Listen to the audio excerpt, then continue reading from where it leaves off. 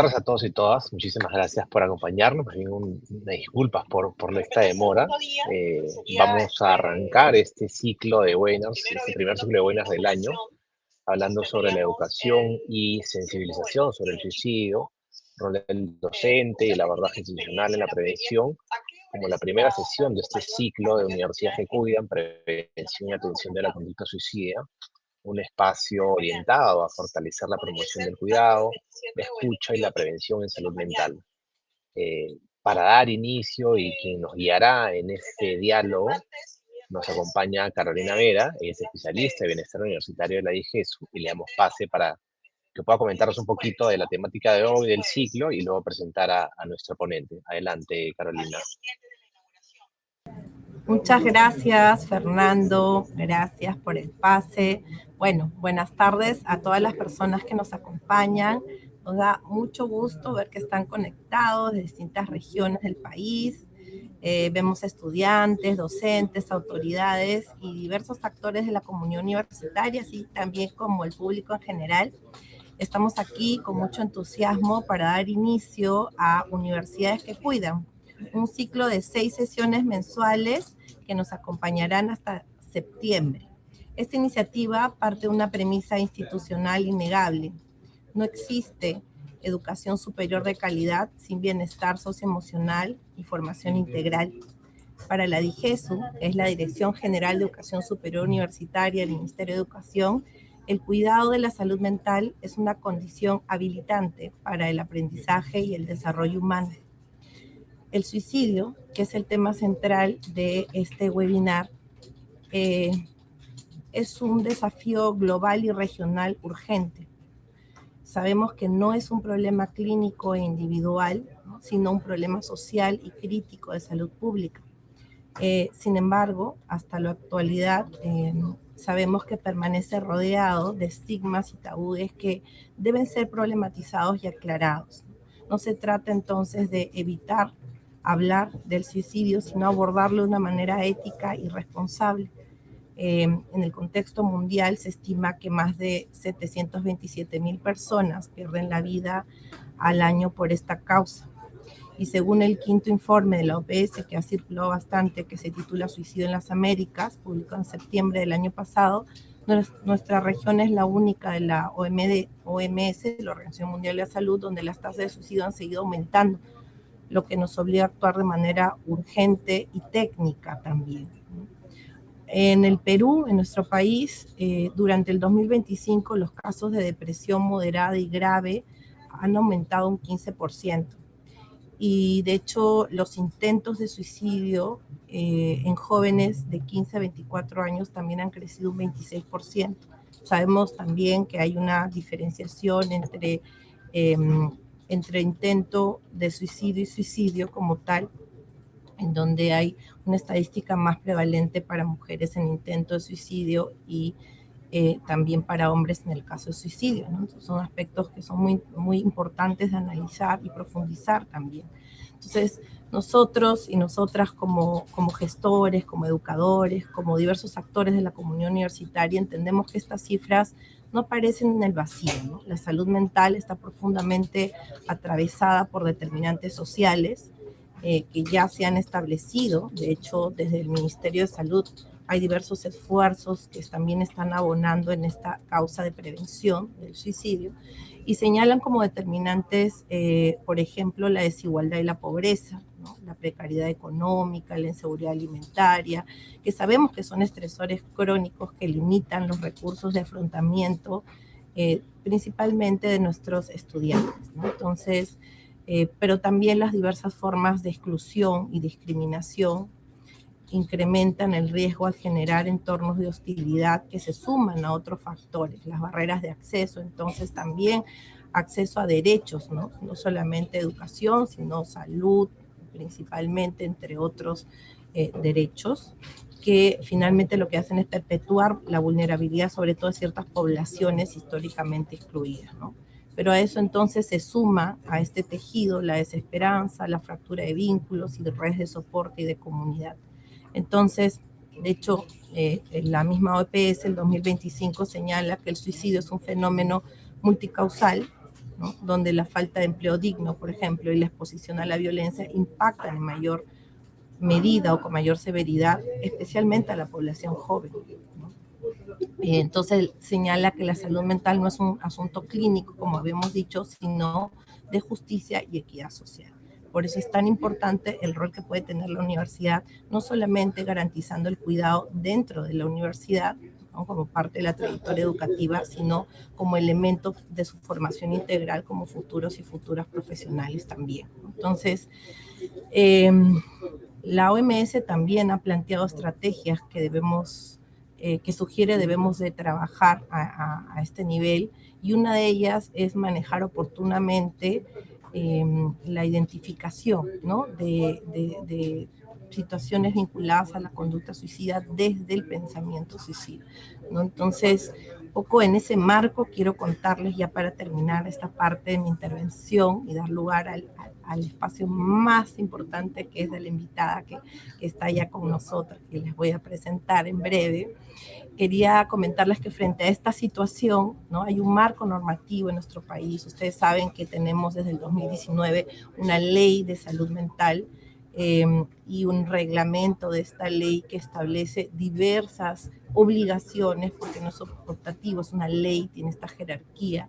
Entonces obliga a determinadas acciones que los diversos sectores y como país, como Estado, en sus diversos niveles de gobierno, debemos implementar, y también hay aspectos vinculados específicamente al ámbito educativo y dentro del ámbito educativo a las universidades, ¿no? Entonces, uno de ellos es que el Ministerio de Educación debía aprobar unos lineamientos para el cuidado integral de la salud mental en universidades. Estos fueron aprobados en 2020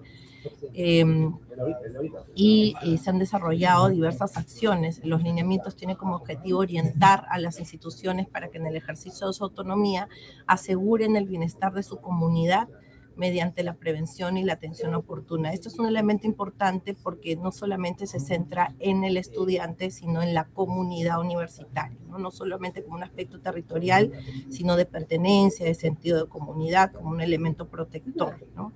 En este marco, el Ministerio de Educación, desde la DIGESU, ha desarrollado desde el 2020 a la actualidad diversas acciones, pero desde mayo del 2025, en articulación con el Ministerio de Salud, lideramos de manera conjunta la Mesa Nacional de Trabajo para la Prevención del Suicidio en Universidades.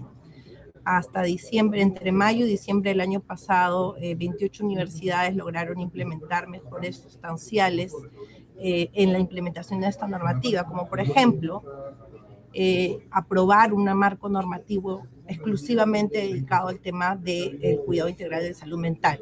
Esto es algo obligatorio que se llama el marco normativo, pero muchas universidades todavía no los tenían o estaban desactualizados u olvidados, entonces se han actualizado, se han aprobado. El segundo aspecto de mejora ha sido la elaboración de diagnósticos participativos, ¿no? No solamente se trata de alcanzar un test, digamos, vinculado o desde una mirada clínica o psicopatológica, ¿no? Sino un diagnóstico participativo que incluya otro tipo de factores psicosociales, de cómo se sienten en la universidad, y no solo los estudiantes, sino nuevamente los diversos actores de la comunidad universitaria.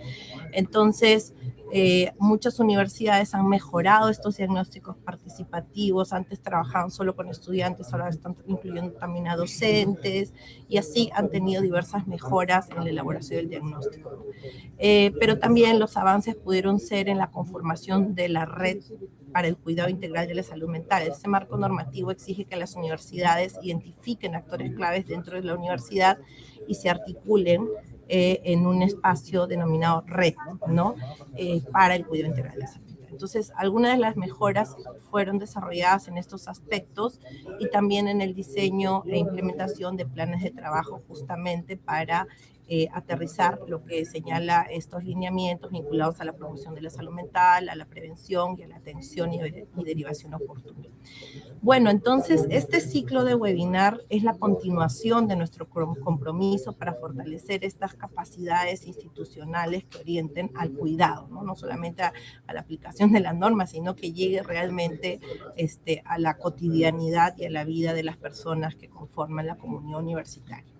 Entonces, Es así que a lo largo de estas 6 sesiones que hemos diseñado en el ciclo del 2026, es la primera vez que hacemos un ciclo exclusivo para esta temática, buscamos fortalecer precisamente estas capacidades para comprender la conducta suicida de una manera ética, identificar los mitos que están detrás, ¿no? Y que muchas veces hacen pensar, no, mejor no hablamos de esto, no voy a que sea más problemático. No, hay que hablarlo y hay que hablarlo de manera clara. Y también, ¿no? Saber qué elementos básicos tenemos frente a una persona que está pasando algún tipo de conducta suicida, ya sea desde el pensamiento, la ideación, cómo podemos acompañar para inmediatamente saber a dónde derivar o gestionar la derivación oportuna. No solamente, digamos, el docente, que es el eje, la persona clave para hacer esta identificación, sino pueden ser otros estudiantes, pueden el área de bienestar sin lugar a duda, etcétera. O sea, como institucionalmente justamente hacemos el cuidado, incorporamos el cuidado, ¿no? Entonces, el día de hoy, por eso desarrollaremos el tema educación y sensibilización sobre el suicidio, el rol docente y abordaje institucional en la prevención. Bueno, invitamos a cada uno, a cada una de ustedes a convertirse en un agente del cuidado. Hagamos de nuestras instituciones verdaderas universidades que cuidan, donde la empatía y la responsabilidad sean los pilares de nuestra excelencia. Para ayudarnos a pensar en cómo podemos hacer esto, profundizar en este abordaje institucional, tengo el honor de presentar a nuestra ponente invitada. Ella es psicóloga clínica por la PUC, con maestría y doctorado en curso en teoría psicoanalítica por la UFRJ de Brasil. Como directora del proyecto UMA le ha permitido estar en primera línea de atención en problemáticas donde la salud mental se entrelaza con problemáticas como la violencia social, la pobreza, la migración y conflictos sociales, entre otros. Ella tiene una vasta experiencia en intervenciones clínico-comunitarias y también como docente en la Universidad Antonio Ruiz de Montoya. Su perspectiva nos ayudará mucho a comprender hoy cómo la subjetividad y los entornos violentos interactúan, dándonos herramientas críticas también para nuestra labor en las universidades. Ana María Guerrero Espinosa es nuestra invitada. Buenas tardes y bienvenida.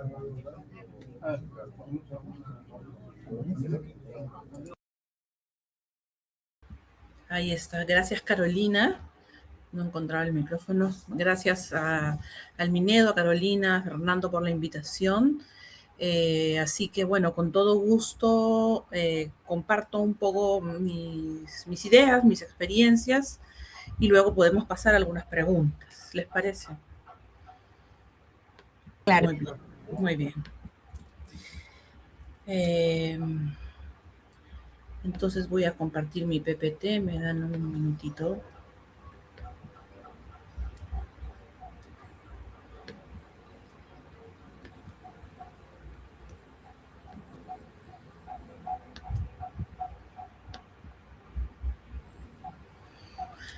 Bueno, se visualiza, ¿verdad? Muy bien. Bien, bueno, gracias, buenas tardes a todos, gracias por asistir, para los que se están conectando ahora, para los que lo van a ver después. El tema del suicidio nos convoca digamos, el año pasado hemos tenido varias situaciones que han sido públicas, ¿no? Y que nos interpelan, nos convocan a los estudiantes, a los docentes, a los administrativos de las universidades, en general, bueno, también de los colegios, ¿no? Por hablar de la comunidad educativa, porque nos coloca frente a situaciones límites, ¿no? Situaciones de crisis. Crisis subjetivas graves, profundas, donde caminamos, los adultos que acompañamos a las personas en estas crisis, caminamos en una línea muy frágil, ¿no?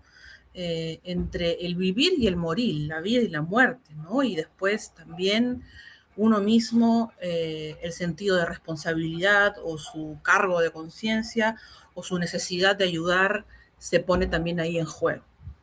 Entonces, un poco hablando con Carolina y la necesidad de pensar juntos sobre este tema, he traído algunas ideas que espero puedan ayudarlos a pensar también en función de sus experiencias, ¿no? Sea que sean estudiantes, sea que sean docentes o personas vinculadas a grupos que enfrenten situaciones de salud mental directa o indirectamente, ¿sí?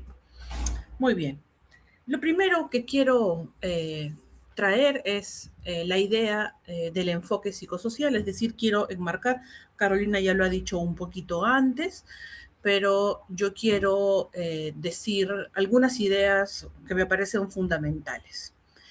No podemos pensar la idea del suicidio, y en realidad les diría de la salud mental en general, no es un asunto individual o clínico, ¿no? No es algo relativo a la psicología clínica, a la psiquiatría, a la psicopatología, sino que tiene que ver en realidad con la vida cotidiana, la manera en que hemos organizado nuestra vida, la interacción con los otros, es decir, los vínculos y la calidad de nuestros vínculos, ¿sí? Las condiciones sociales que determinan o multideterminan la vida de cada uno de nosotros, las experiencias de segregación, exclusión, rechazo, ¿no? Las dificultades materiales o todos los impedimentos que se tiene para lograr las metas que se proponen las personas, las familias, y la posibilidad de acudir, ¿no?, a recursos o redes que tan disponibles están. Vamos a ir viendo a lo largo de la exposición cómo un entorno cotidiano que puede favorecer una depresión o un estado de desesperación cuando tiene una ayuda externa precisa, puntual, muchas veces termina siendo determinante para voltear la situación, ¿sí? Así que arrancamos diciendo que quien se suicida o quien intenta suicidarse no lo hace solamente porque el problema está encapsulado dentro de sí mismo, ¿sí? Es un problema que vamos a compartir entre todos, nos interpela. Cuando hemos visto las noticias de estudiantes o de profesores que han cometido suicidio o que han estado en situaciones de riesgo en los últimos años, el último año o los últimos meses, en centros educativos surge la pregunta de ¿por qué, no? Allí, ¿por qué en estos espacios? ¿Qué quieren decir? ¿Por qué eligen ese lugar? ¿Cómo es que quedamos el resto de la comunidad educativa? ¿Sí? Entonces, no puede ser solamente un problema individual. Si estamos todos afectados es justamente porque nos concierne de una u otra manera. Muy bien, entonces esa es la primera idea del enfoque psicosocial, por favor. Lo tenemos que tener súper presente porque a partir de esta idea van a desprenderse de todas las demás, ¿sí? La conducta suicida es multicausal entonces. Nadie se suicida por un solo detalle. Estamos acostumbradísimos a decir que la novia lo dejó, se suicidó. El hermano tuvo un accidente, entonces se suicidó. No pudo terminar la tesis, se suicidó. Estamos acostumbrados a asociar una causa directa al problema del suicidio. Y no es así, ¿sí? Casi siempre podemos equivocarnos cuando hacemos esa relación directa, unicausal, ¿no? Unidireccional entre un evento X y el suicidio propiamente dicho. Son muchos factores los que están allí poniéndose en juego, ¿sí? ¿Por qué razón?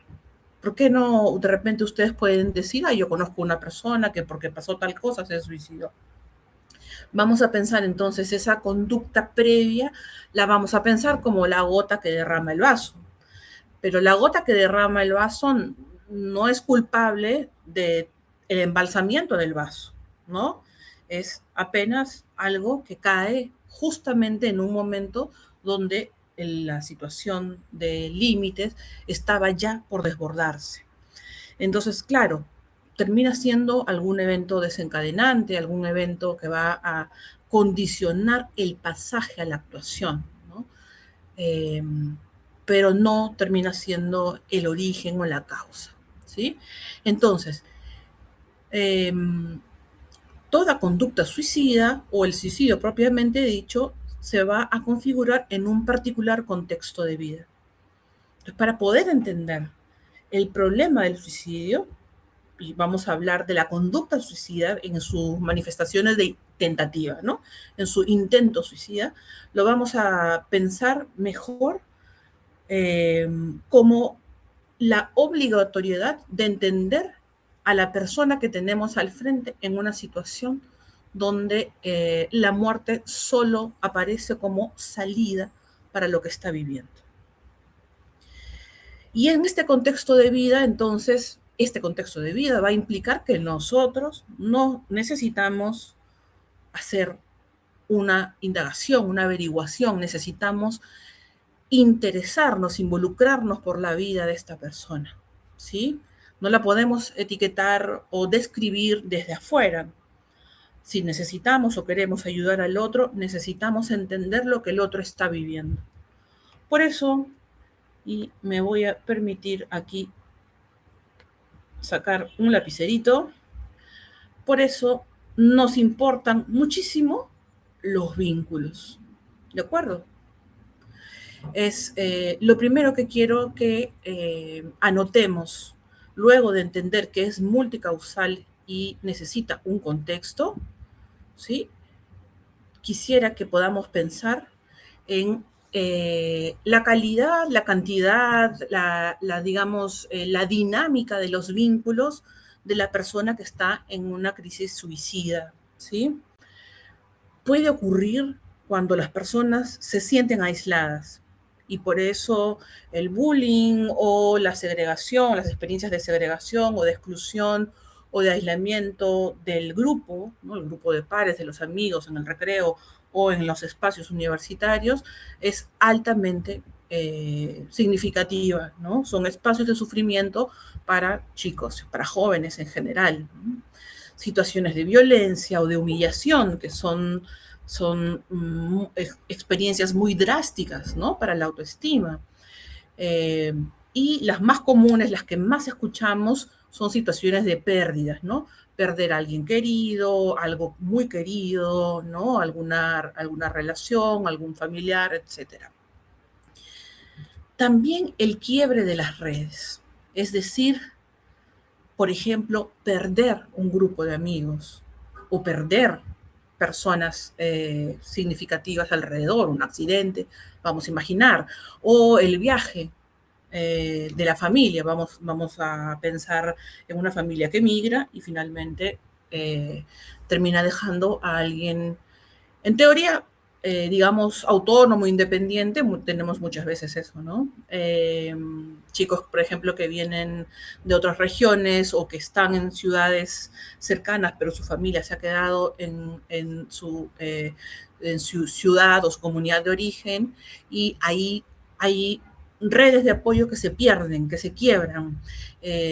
Quizás puedan estar en conversación por el WhatsApp o por las redes, pero la vida cotidiana las ha perdido, ¿sí? Todo esto son aumentos de la vulnerabilidad. Entonces, incrementa. Ya vamos entonces, solamente por decir esto, ¿no? Y cuando hablamos de universitarios, cuando hablamos de jóvenes a nuestra responsable, nuestro cargo, y digo nuestro porque yo también soy profesora universitaria, ya estamos hablando de chicos que necesitan vincularse, ¿no? O sea, tendemos a pensar en los universitarios como chicos mucho más autónomos, por supuesto que lo son, o independientes, pero no solemos pensar la importancia de los vínculos también en esas edades, ¿no? En general en todas, ojo, lo quiero decir, pero en esas edades el vincularse con sus pares a través del estudio, de los debates, las discusiones, la vida en el campus o la vida afuera, ¿no? El enamoramiento, el crecimiento entre todos, las discusiones, etcétera, son, digamos, experiencias vinculares que van a fortalecer la autoestima y el crecimiento, la madurez de la personalidad. Entonces, sí hay algo que la universidad tiene que decir o tiene que importarse dentro de estos espacios de vínculo. Cuando vemos en esos espacios de vínculo una merma de la calidad vincular, entonces tenemos potencial espacios de vulnerabilidad, ¿sí? Sí nos importa entonces cómo se organiza la institución. Y miren cómo vamos a ir cayendo en esta idea. Si yo digo que nos importan los vínculos, la institución tiene que involucrarse, ¿no?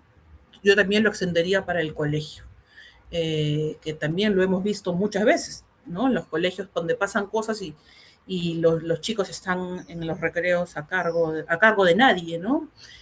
A sus derivas. La institución universitaria también. Como decía, si bien los chicos pueden estar mucho más sueltos, son mucho más autónomos, hay algo relativo a la vida interna, a la organización interna de la universidad que puede tornarse un factor de protección o que puede agravar la situación de personas vulnerables. Pensemos de nuevo en chicos que ven beca 18, en chicos que vienen de regiones o que no, o que están simplemente viviendo situaciones de crisis, ¿no? En sus familias, ¿no? En el Perú no es tan difícil tener familias en crisis y por lo tanto jóvenes, niños, adolescentes en crisis, ¿sí? Entonces, vamos a hablar de los vínculos, vamos a hablar de la organización de la propia institución, de cómo la institución abona a favor o en contra de la conducta suicida y por lo tanto, para cerrar nuestro enfoque psicosocial, vamos a decir que la prevención es colectiva. Colectiva quiere decir que necesita de la comunidad que acoge a un grupo de gente, de jóvenes en este caso, necesita que esa comunidad piense en el tema y se organice en función de ese tema y tenga pasos, protocolos, seguimiento, así como cuando ensayamos y hacemos simulacro, ¿no? De temblor, el terremoto, lo mismo para la situación de cualquier crisis de salud mental, y más aún cuando tenemos la vida en riesgo. ¿De acuerdo? Vamos a hacer lo siguiente, van anotando sus preguntas, sus dudas, y luego vamos a resolver un poco las dudas que puedan aparecer en estas diapositivas. Rápidamente quiero decir que pensar en la muerte es lo más común de este mundo.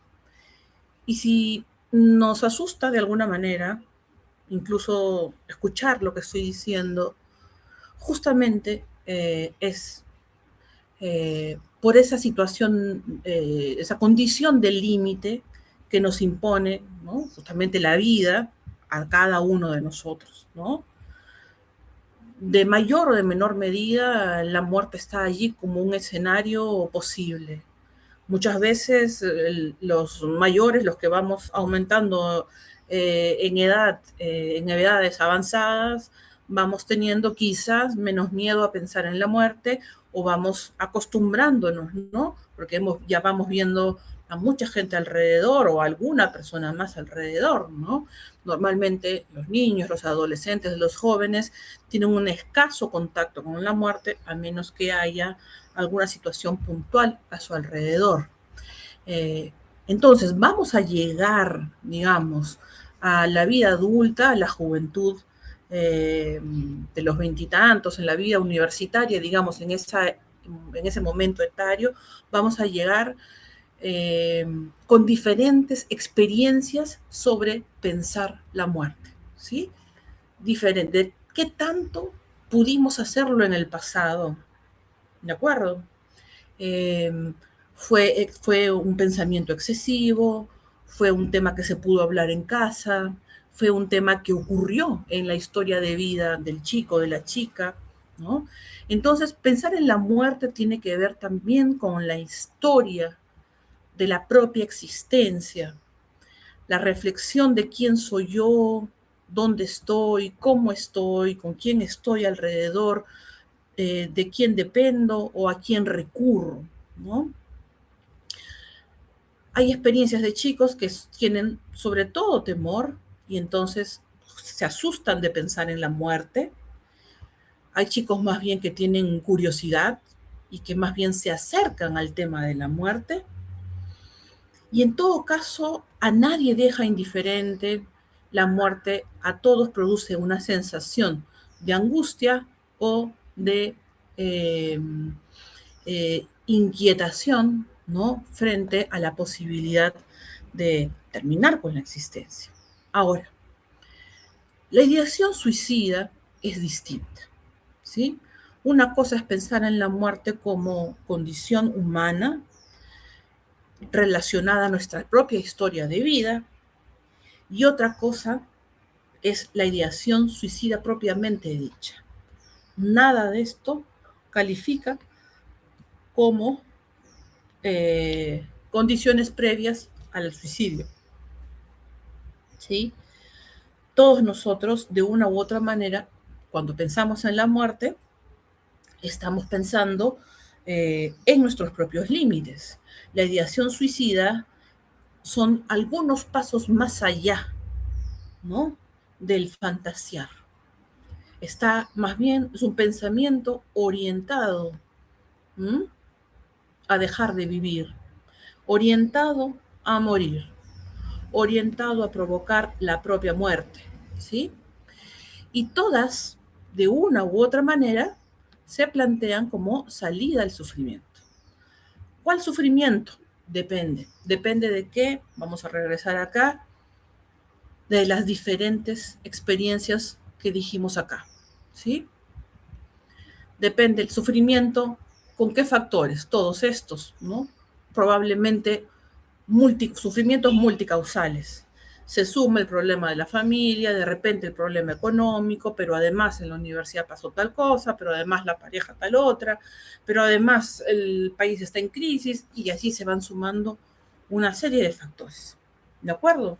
Entonces, este sufrimiento no lo vamos a pensar como algo cliché de la persona llorando, que no quiere levantarse de su cama, sino lo vamos a pensar como un dolor que puede tener una gradación o un volumen desde lo más soportable hasta lo más insoportable. Entonces, la ideación suicida es la búsqueda de una solución, ¿sí? Pero es una búsqueda crítica, es una búsqueda grave, ¿de acuerdo? Entonces, muchas veces nosotros tenemos a chicos con ideación suicida que necesitan con quien conversar para encontrar justamente otra salida a su sufrimiento, que no sea el suicidio, ¿sí? Y otras veces vamos a tener a quienes no dicen absolutamente nada y cometen el suicidio propiamente dicho, ¿no? Y en ese pasaje al acto, finalmente terminan ellos resolviendo algo. Es una salida, es una resolución que a todos nos fastidia, a todos nos inquieta en la medida en que quisiéramos evitarlo. Pero bueno, ya sabemos que no siempre es así. Pero sabiendo que la ideación suicida es buscar una salida al sufrimiento y que el suicidio tiene algo como una solución radical, ¿no es cierto? Es que nosotros vamos a plantear entonces el pensar sobre el suicidio con diferentes aspectos, ¿sí?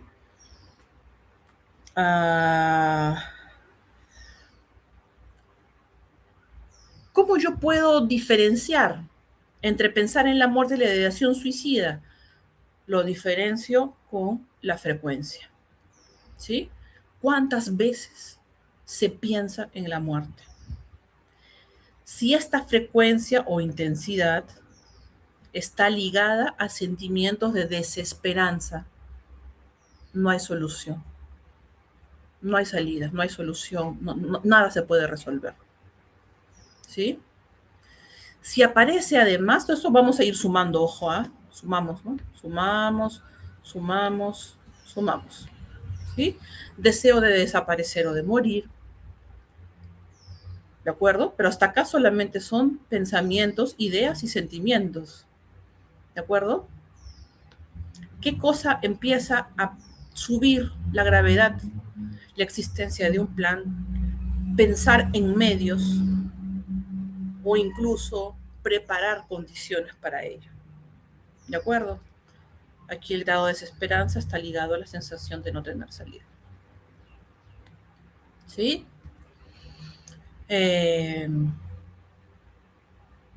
Muy bien. Entonces, a veces los chicos se van a preocupar porque tienen pensamientos sobre la muerte.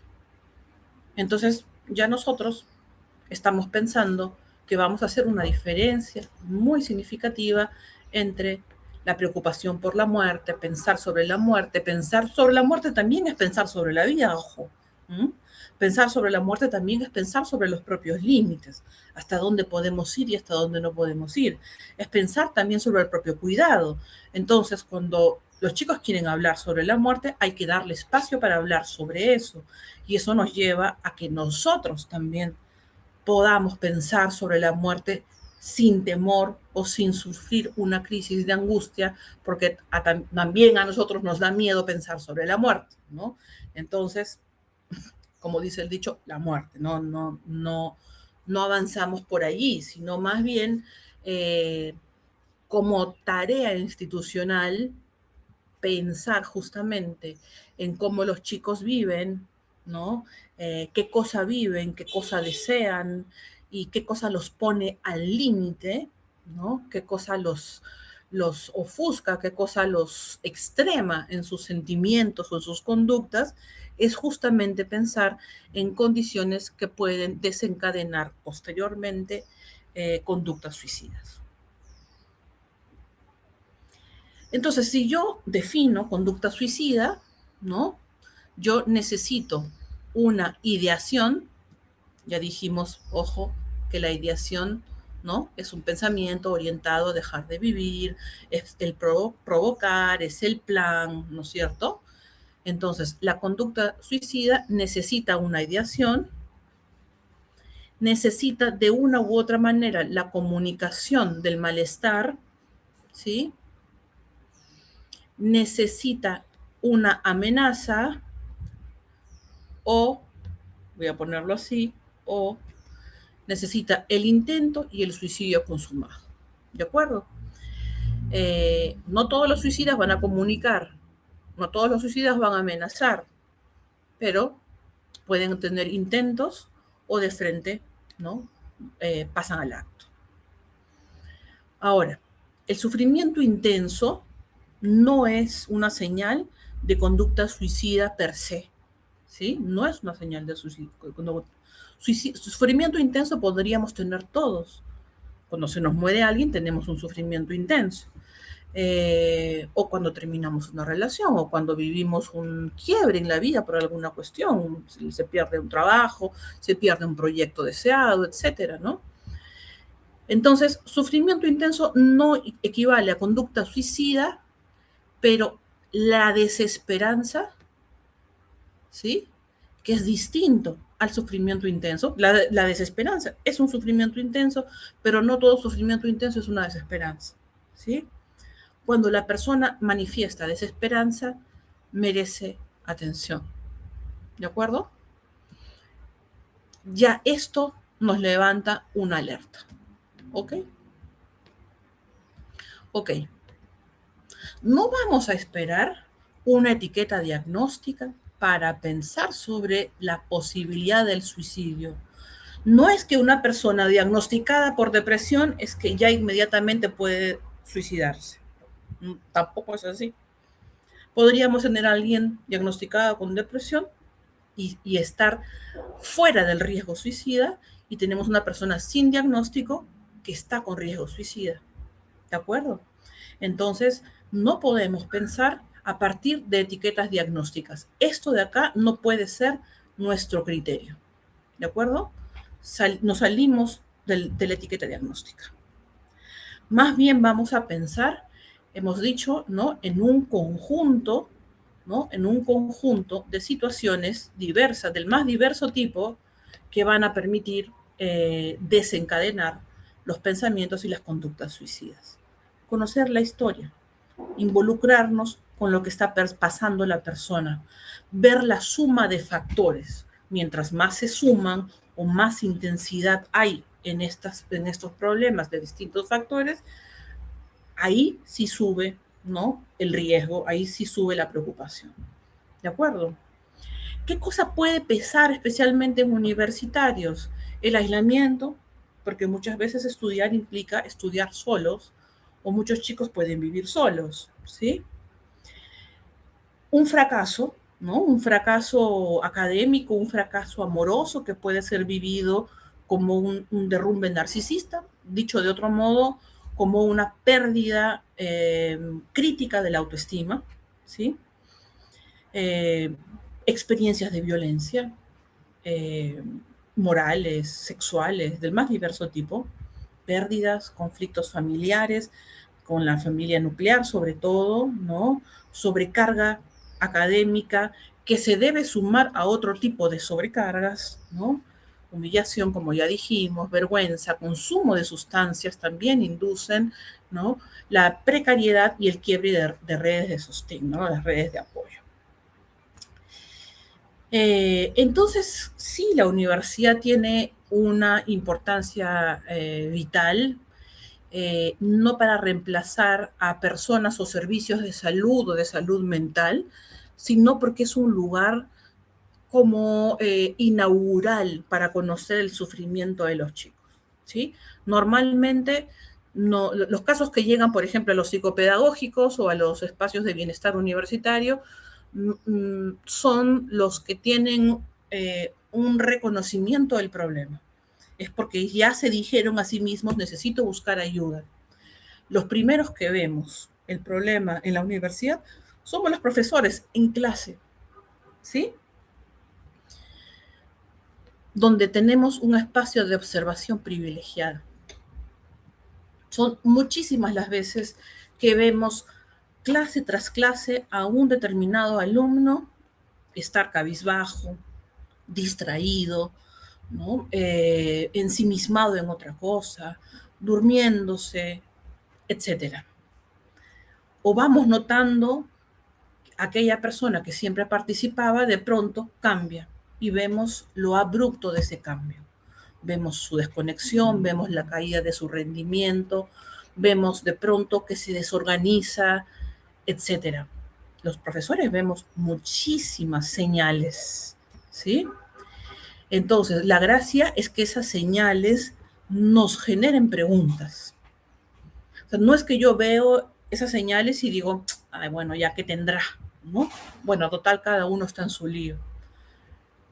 Ya dijimos, la universidad puede ser un factor de protección, puede ser un espacio de acogida y bienestar para los chicos, pero también puede ser un factor agravante, es decir, puede empujar a los chicos, contribuir al malestar de los chicos. Depende de cómo se responde, por lo tanto, ahí tenemos cómo el rol docente hace la diferencia. Mucho más incluso que el espacio de bienestar universitario, que como les digo, por supuesto que sirve y está allí, el psicopedagógico, el tradicional psicopedagógico, porque ahí llega la gente que ya reconoció que tiene un problema y que va a buscar ayuda. Los otros no están ahí, están en nuestros salones. Entonces, quiero traer 4 acciones del rol docente, ¿sí? Advertir, ¿de acuerdo? Advertir quiere decir notar, ¿sí? Observar, darnos cuenta de que algo le está pasando a un estudiante. Nos hemos dado cuenta porque está distinto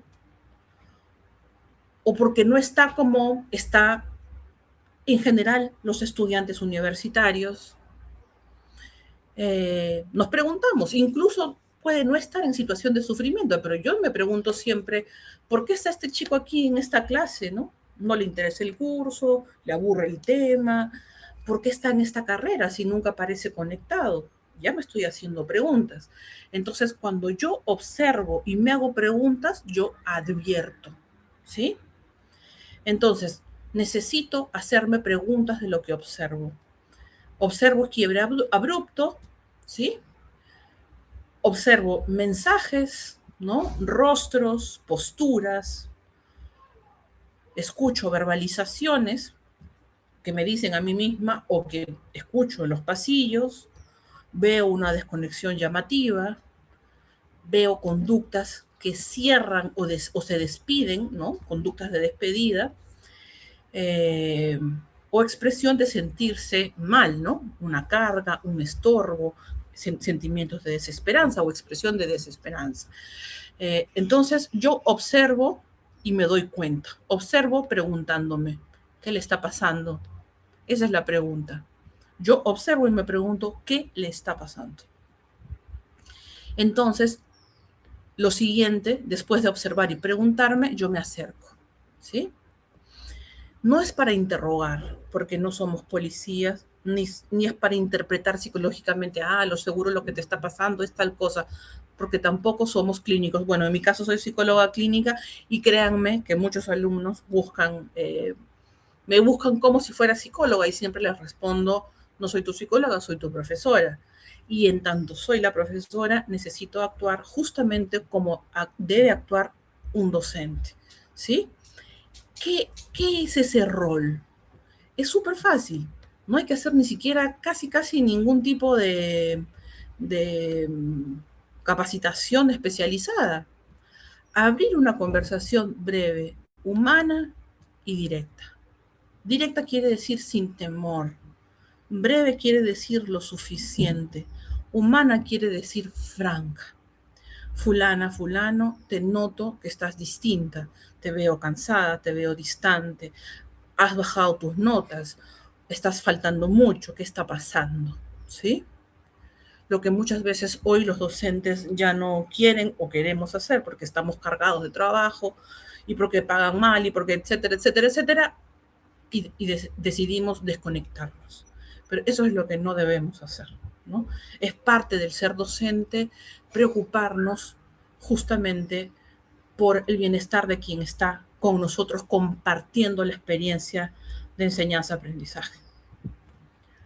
Por lo tanto, la tercera acción es comunicar, ¿sí? En el rol docente. La tercera acción es comunicar. No es que yo solamente hablo con fulano y le digo que lo estoy viendo mal. No me quedo con esa información. ¿De acuerdo? Yo inmediatamente llego a mi oficina, a mi casa, abro un correo electrónico, busco al director, a la directora de carrera, busco al secretario académico, a quien sea, e informo. Y si hay un protocolo, mejor todavía. No me quedo con la información, porque aquí podría cerrarse un canal decisivo para atender el problema. No se trata de escuchar, ¿de acuerdo?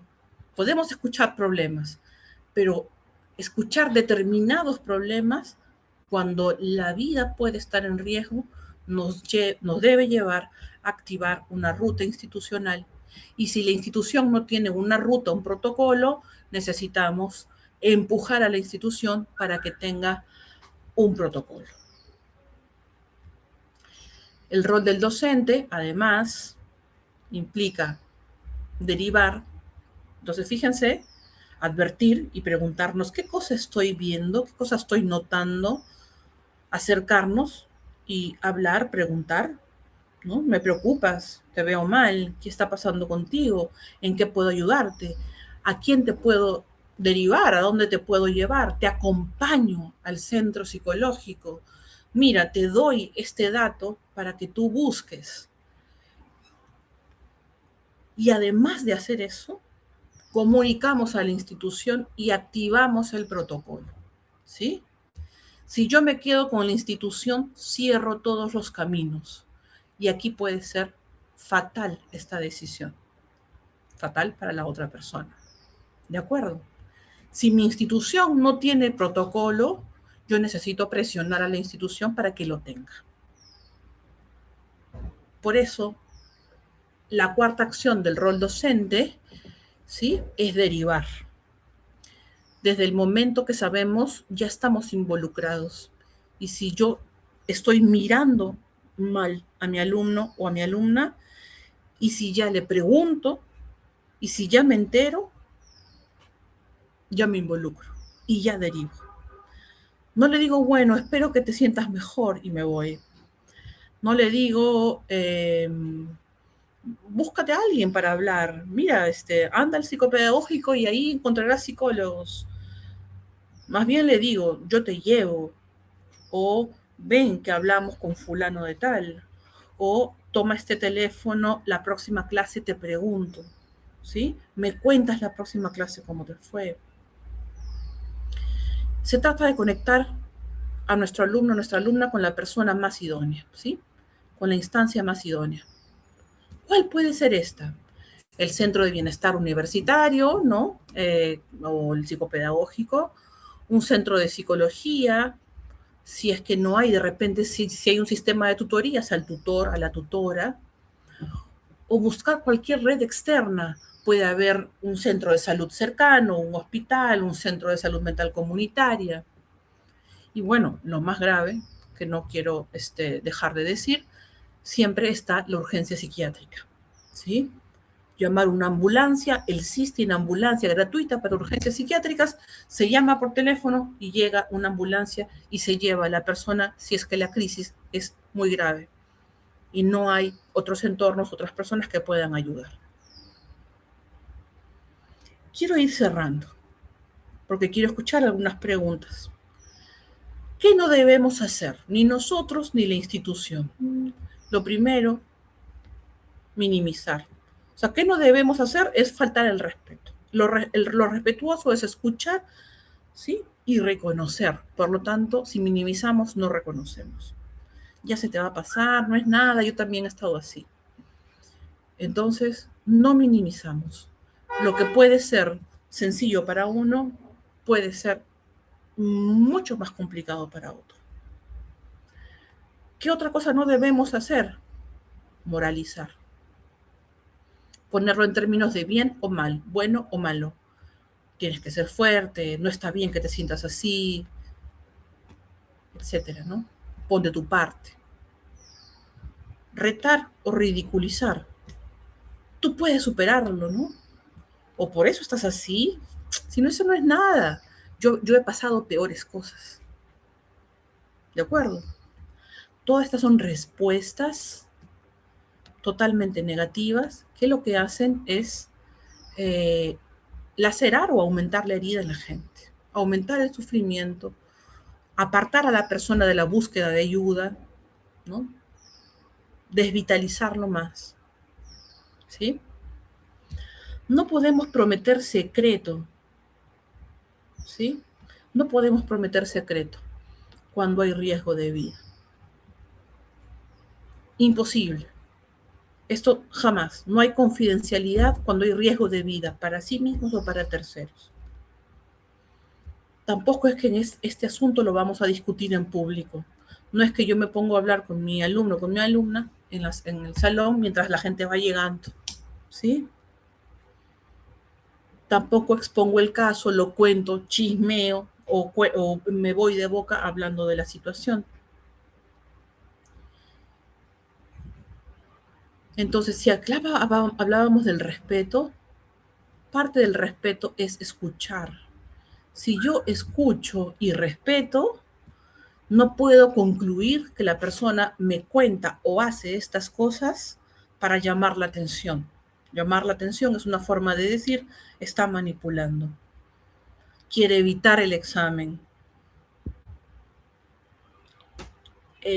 Sea cierto o no, porque hasta podría ser así, y en psicología clínica incluso hablamos de síntomas que pueden agrandarse o exagerarse.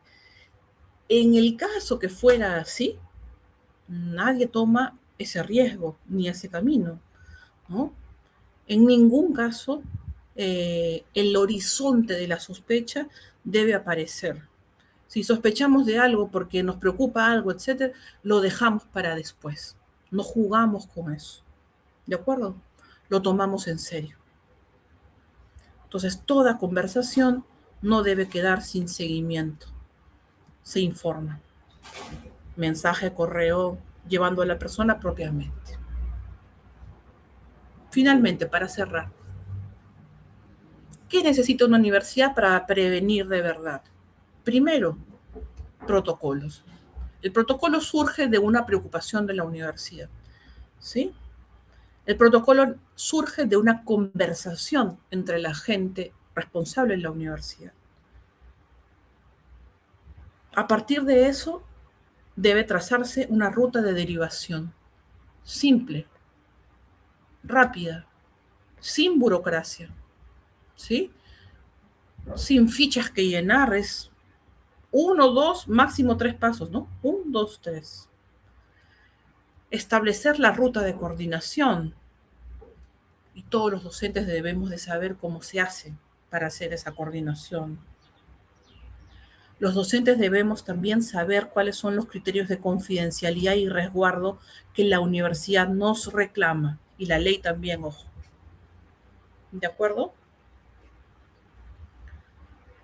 Seguimiento posterior a la derivación. La universidad tiene que saber qué pasó con el estudiante o la estudiante derivada, ¿sí? A cualquier tipo, centro de salud, etc. Necesitamos capacitación, los docentes, también los estudiantes, ojo, ¿sí? Esta capacitación, docentes y estudiantes, para poder hablar del tema, docentes y estudiantes, docentes administrativos incluso, ¿no es cierto? Todos, desde la puerta hasta el rector, todo el mundo, ¿de acuerdo? Docentes, administrativos, estudiantes, para poder hablar, normalizar, hablar de este asunto, porque es un asunto que está mucho más presente de lo que se ve.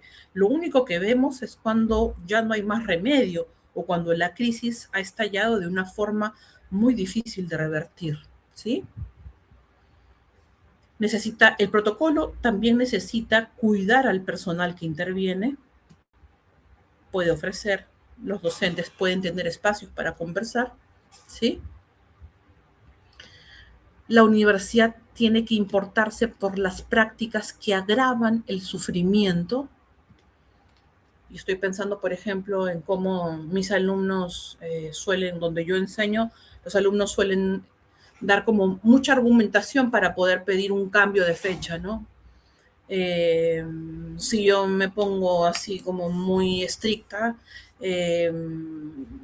podría justamente agravar la crisis o el sufrimiento en la medida en que se acumula en una semana absolutamente todo y después van a venir parciales y después van a venir otros trabajos, etcétera, ¿no? Entonces, el diálogo como parte de la práctica cotidiana, la comprensión de lo que está ocurriendo, más o menos en la vida de los chicos, en la organización académica, también tendría que estar considerado de nuestra parte, ¿no? Sin estrés, por supuesto, ¿no? O sea, si nos vamos a estresar porque necesitamos cumplir un calendario así, súper al pie de la letra, entonces estas prácticas no van a funcionar y precisamente van a agravar, ¿no?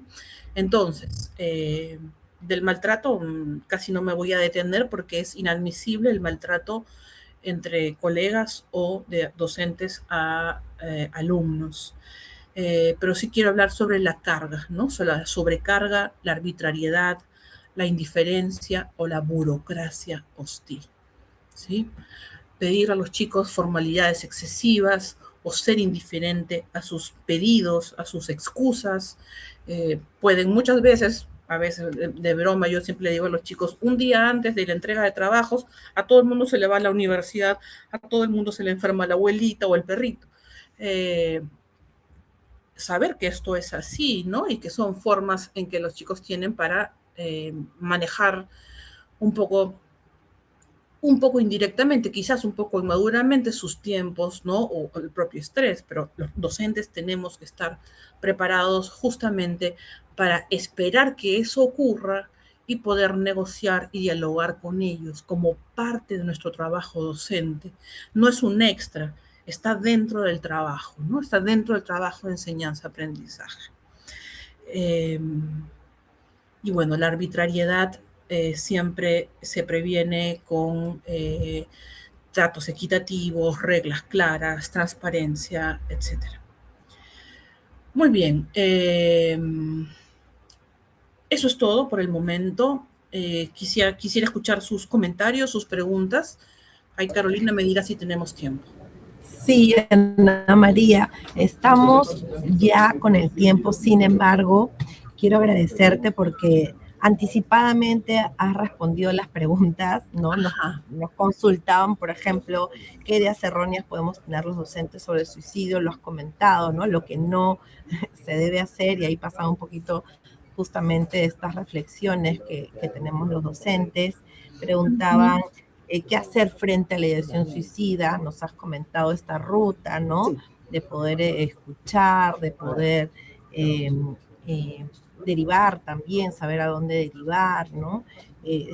La importancia de no, a veces nosotros con la mejor intención queremos hacer algo y pensamos que, uy, pero yo no sé qué voy a hacer, entonces creo que lo que has planteado es fundamental y es esta centralidad en decir cosas desde lo humano, ¿no? Lo más básico y sencillo que escuchamos, que he observado tal cosa, ¿no? Quisieras conversar, esto que señalabas que es bastante básico y que lo que busca no es como la palabra técnica exacta, sino este otro ser humano que, como bien señalaste desde el comienzo, se preocupa por la persona, ¿no? Y entonces rompe esta idea de desolación o de ruptura con sus vínculos en general. Entonces, bueno, y así hay varias preguntas que te has anticipado. Decían qué rol tenía, cuál era el rol entonces institucional de la universidad, y fue lo último que dijiste. Entonces, creo que te has adelantado muy bien porque has estructurado de una manera bastante lógica, pero también humana, muy desde el sentir de adentro de la universidad. Así que creo que por eso hemos logrado esto.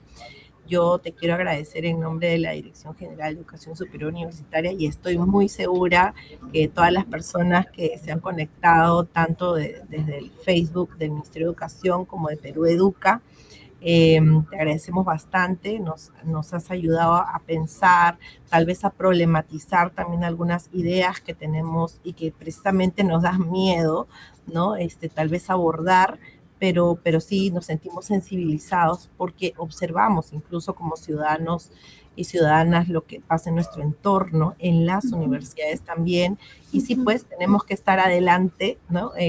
Reflexionando y construyendo también estrategias, compartiendo prácticas que nos ayuden realmente a preocuparnos por el bienestar, no porque fuera un aspecto diferente o adicional de la universidad, sino porque es parte de la formación integral y por lo tanto de lo que consideramos como calidad educativa dentro de la universidad. Entonces, bueno, mil gracias, Ana María. Sin duda vamos a volver a invitarte. Gracias por tu tiempo y gracias a cada una de las personas que se ha conectado. Recuerden que una vez al mes vamos a tener un espacio como este. Yo quisiera darte unos minutitos, segundos, para que tú puedas despedirte de todas las personas que nos han acompañado el día de hoy, Ana María. Gracias, Carolina, gracias, Fernando, y al Ministerio de Educación. También quiero agradecer a los asistentes, a los participantes, a los que nos están viendo y han acompañado esta exposición. Si pudiera resaltar apenas una sola idea, es poder permitirnos conectarnos con nuestros estudiantes y con nuestra comunidad universitaria, de colegas, a través del vínculo humano, ¿no? Sin perder justamente sin perder de vista que la persona que intenta un suicidio está buscando resolver algo por la salida más drástica. Y somos nosotros los llamados a darles salidas de otro tipo, ¿no? A enseñarles que se puede vivir de otras formas. Así que bueno, gracias a todos y bueno, ahí quedo a la orden para lo que deseen. Listo, muchísimas gracias. Buenas tardes a cada uno, a cada una. Gracias, Fernando, y gracias al Ministerio de Educación por desarrollar estos espacios. Buenas tardes.